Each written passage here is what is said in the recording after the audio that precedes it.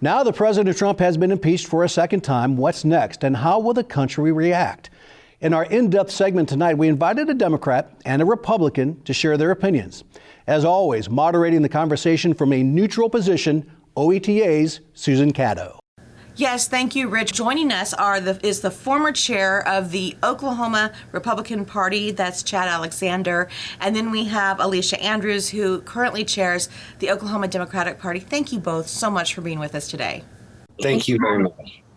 All right, Chad, I'm going to start with you because the way I'm seeing my screen, you're on my left. So I'm just going to start with you. Tell us a little bit about yourself. I started in politics professionally in 1994 with J.C. Watts on his historical run for Congress, and worked for him through 4 election cycles and ultimately ran his last 2 campaigns, and then served as state chairman of the Republican Party for 2001 2003, and have been a political consultant and lobbyist since that time with my own company, and have hosted a talk radio show here in Oklahoma City from 4 to 6 for the last 5 years. All right, Alicia, introduce yourself to our viewers. Sure. My name is Alicia Andrews. I'm the current chair of the Oklahoma Democratic Party. I've been involved this time around just since 2017, 2016. I got involved because of Donald Trump this time around. I was the secretary of the Tulsa County Democratic Party, and I ran to represent Democrats on a statewide level in 2019. My day job, I'm a realtor. All right, Alicia, I want to stay with you. First of all, we are going to be talking impeachment. And I want to get what's your take on the impeachment process that America is going through right now? I think that it's a sad state that we are having to doubly impeach one president, but I absolutely believe that consequences are necessary in order for us to be able to move on. And so I am in support of the impeachment, and I am hopeful that they can get through and we can have as little addition to our democracy as possible. Okay, and Chad, what say you? No, I mean, I'm opposed to the impeachment, and there's a number of reasons for that. Some of them were constitutional arguments. Some of them are what we're saying. I mean, one, this has been very, very rushed. We didn't have a committee hearing or anything like that. This is going to the floor very quickly. And we have been very polarized, and we've become more polarized, I think, since the 1990s, since I've been around, and I've seen that. And I think right now, with a president that's going to literally be out of office in 7 days, impeaching him is really going to put probably even more gas on the fire with the polarization we have out there right now. But Chad, what do you say to those who say, well, we want to make sure he's not able to run in 2024? And that's fine. Going to the constitutionality argument, yes, if they vote through today, which it looks like they will in the House of Representatives to impeach the president, you go to the Senate. But when you go to the Senate, they don't reconvene until January 19th. And as you know, Joe Biden gets sworn in on January 20th. So a trial would happen after he left. Many constitutional scholars believe that you cannot impeach a private citizen. He's no longer at that time president of the United States, and under Congress's purview to impeach him. So yes, it would also prevent him from running for a re-election. That's one thing it would do, because he's already going to be out of office. So removal of office is off the table. He won't be there. But it also, he wouldn't get his retirement, which I don't think is an issue for Donald Trump. But he also would not have Secret Service at that point in time either. And so I think from a lot of people that supported Trump, whether independents or they're Republicans, there's always, Trump's constantly been under investigation, even since before he was president. And then we went through the Mueller report. We went through an impeachment last year over a transcript of a phone call from Ukraine. And I think for many Trump supporters, this is seen as a personal vendetta, not that they are trying to remove him because they don't want him to be president when he's obviously not going to be president in a week. Okay, Alicia, now what about this? As President-elect Biden is stepping into the White House, his theme is going to be unity. You know, to Chad's point, if a portion of America is going to be angered by an impeachment of Donald Trump, is this a step towards unity? And even if it is, is it still necessary? So it's absolutely necessary. And I find it a little bit hypocritical when I hear Republicans talk about the time frame and the rush. We're not so far removed from the Amy Coney Barrett confirmation hearings that too were rushed. And so let's let's good for goose, good for gander. When things are necessary, when they are, when it's required for us to move forward, we can do things quickly. Yes, Donald Trump will no longer be president as of noon on the 20th. However, there's a couple of things that are at play here. The impeachment isn't about just him no longer being president. It's absolutely about him no longer being able to run for office. It's about him not having the pension and not having the travel allowance. It's all of those things, but most importantly, it is about unity. It's so that the Republican Party can set themselves free from the shackles of Donald Trump, so that they no longer have to tell the lies that Donald Trump has been telling. They can finally tell their constituents the truth. And that's how we move forward. We have to deal with what is happening. January 6th is not so far back that we don't remember the insurrection that we witnessed. And the only way to deal with that is to tell the people who voted less than voted for Biden, tell them the truth so that they can start moving forward. My next question is for you, Chad. Should the president be held accountable? Do you think the president incited the riot at the Capitol that took place? I don't believe he incited the riot. I absolutely believe it was horrible judgment on the day of the Electoral College to have a rally in Washington. I don't think he should have encouraged his supporters to try to put pressure on the electors to change how they're going to vote for the elector, accept their Electoral College votes, or to put the pressure on Vice President Pitts not to accept them. I think that was incredibly bad judgment. Do I think that Donald Trump wanted a police officer to get murdered? No, I do not. Do I think he wanted someone who was a former military veteran to lose her life to Capitol Police in support of him? No, I do not. There was nothing in the transcript where he said, go burn down the buildings, go take over the Capitol. He said to go protest. And if you look at the timeline of events that was put together by Catherine Heritage, the reporter from CBS that I was watching last night, people had entered the Capitol building before and while Trump was even speaking. So if the speech is what instigated it, there were people that were already in the building beforehand. And I don't think that it's fair to say Republicans are being hypocritical. I don't think confirming a Supreme Court justice is the same thing constitutionally as the impeachment of a president. So in 4 years, Donald Trump will be about 80, if not 80. Would he even run for president anyway, especially after all of this? Alicia, he's toxic right now. He could probably still be toxic for politicians in 4 years, right? I don't think he would run in 4 years, but if the point of the impeachment vote is to keep him from running in 4 years, does that mean that there's a fear that he's going to win in 4 years?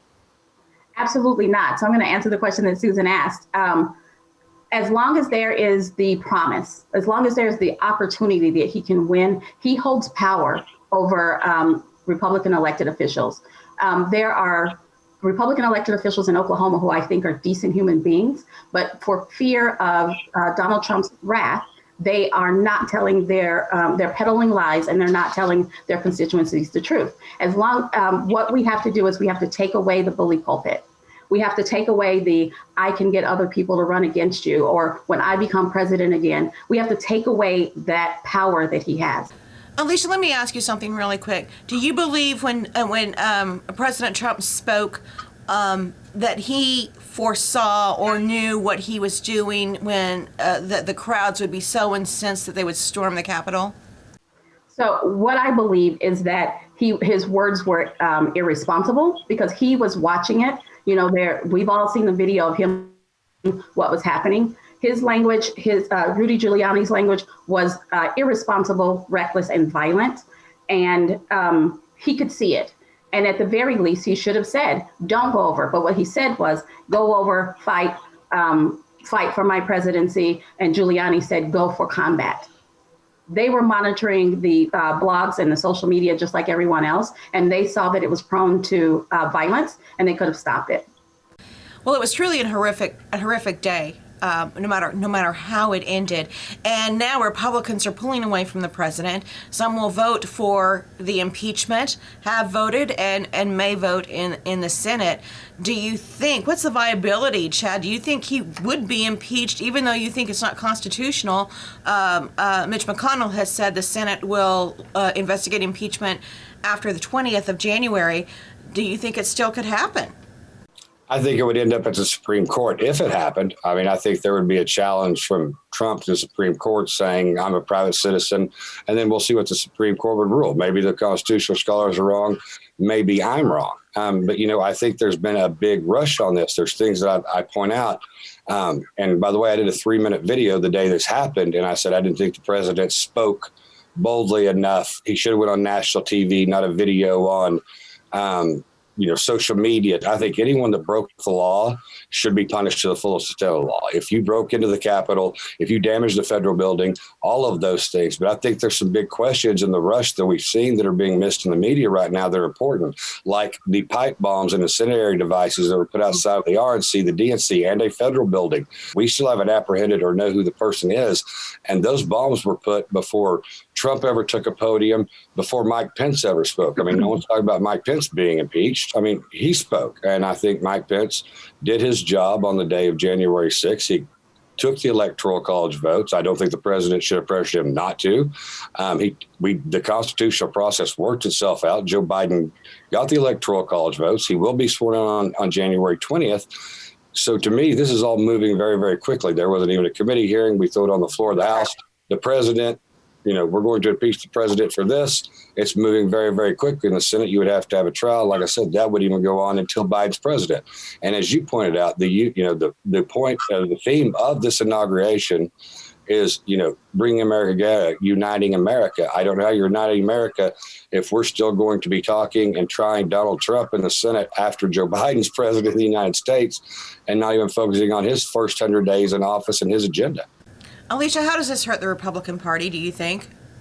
I think it makes the Republican Party sounds like a party of abusers. So when we say that there's been a rush, well, frankly, it happened when it happened. The difference between the 6th and the 20th is very quick. And so you have to rush and take action as quickly as you can. I think it hurts the Republican Party as long as they continue to align themselves with this president. I think what will help them, and what do I know, but I think what will help them is if they start to tell their constituents the truth and they start to rebuild their party and take the party back. Right now, it is the party of Trump, and he is a dangerous man, and they need to separate themselves from Donald Trump. Well, and if I could comment on that, I mean, I think that's a bit of a flawed statement that was made earlier, that if Donald Trump's impeached and he can't run for office, he no longer has any power within the Republican Party. Donald Trump's supporters are going to support Donald Trump, whether he's impeached or not. He still will have a political power base. And Donald Trump has been a media figure in national media since the mid-1980s. If you think that Donald Trump's just going to disappear and be totally silenced, that's not going to happen. So, Chad, if this does that, your very point, mean there's going to be a split in the Republican Party, because there are now Republicans who, you're right, they are Trump loyalists, but there are others who now have been turned off and they want to distance themselves. Sure. But I mean, Trump, as the last I've seen, I think his approval rating in the Republican Party is somewhere around 78%. I don't think Trump's problem is with Republicans. I think in a general election in the future, Trump's problems would be with independents. I think his base would be there for him. I think it would be with independents. I think what happened on January 6th, like I said, was bad judgment. I think it tarnished his legacy. I do think that it probably hurt him irreconcilably with independent voters or swing voters, but it does not mean that Donald Trump's not going to have a following in the Republican Party. And that's the issues he stands for, the jobs, the economy, the things that are just core to what the populist Republican movement believes in. All right, as we're close to our time wrapping up, we've been talking about things from a national perspective, but here in Oklahoma, Alicia, a red state, do you see this having an impact in Oklahoma? Making much of a difference?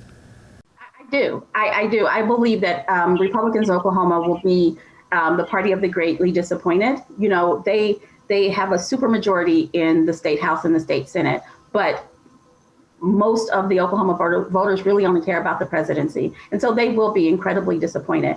I believe that it is the responsibility, I'm just going to keep saying it because I hope that it sinks in. It is the responsibility of Republican electeds to educate their voters and to win them back. Donald Trump won't be president on January 21st, and they're going to have to move past that. Okay, so staying with you, Alicia, so what needs to be said to Democrats in Oklahoma right now? This is our moment. This is our moment to rebuild. We have a presidency, and now we can rebuild in the state. And we right now are the party of logic, and we are the party of moving forward. So, Chad, does that mean the Republicans right now are not the party of logic? I find it a little bit amusing. Of the House managers that were selected today for impeachment, 2 of them voted against accepting the Electoral College votes when Donald Trump won in January of 2017. So they voted against accepting the Electoral College in 2017. They're impeachment managers. Eric Swalwell, who sits on the Intelligence Committee, who for 4 years had a relationship with the Chinese spy that the FBI tipped him off to, is one of the House managers. So I think the hypocrisy of politics goes a long way in both parties. I think leaders of both parties, whether they're elected or whether they're like me and have a platform on the radio, have a responsibility to turn down the hyperbole, turn down the going overboard, the personalities. We can talk about policies. We can talk about issues in a civil manner and treat the other side like our political opponents, but not like our enemies, because we're all Americans. But I think on both sides, it has to get turned down. I mean, let me point back to Watergate. After Richard Nixon, Gerald Ford did not have a special prosecutor. Ronald Reagan had a special prosecutor. George Bush 41 had a special prosecutor. Bill Clinton had a special prosecutor. George W. Bush, we changed it to independent counsel. Obama didn't. Trump did. We need to be careful about the slippery slope of impeachment, of what we impeach presidents for in situations like this. If it goes too low, remember, there will be a Democrat president that will have Republican majorities in the future. If we're going to set the bar so low, we're on a slippery slope that we're going to try to remove every president. But does this have a long-term, and quickly, Chad, does this have a long-term impact on Oklahoma politics? No, I think that used to, I would say, a month of politics is an eternity. Now I'd almost say in a week. With the 24-hour news cycle, with social media, with everything else, we can't think from one week to the other what we really know we'll be talking about in 2 weeks. So we're going to end it there with the call for both sides to deal civilly with one another. If we can, it might be a new thing. I think anybody that commits violence should go to jail, and I think they should be prosecuted. I don't care what candidate you support, what party you're in. If you break the law, if you damage federal buildings, if you do things that are in writing, you should be prosecuted to the fullest extent. All right. Chad Alexander, Alicia Andrews, we'll leave it at that. Thank you both for being with us. Thank you.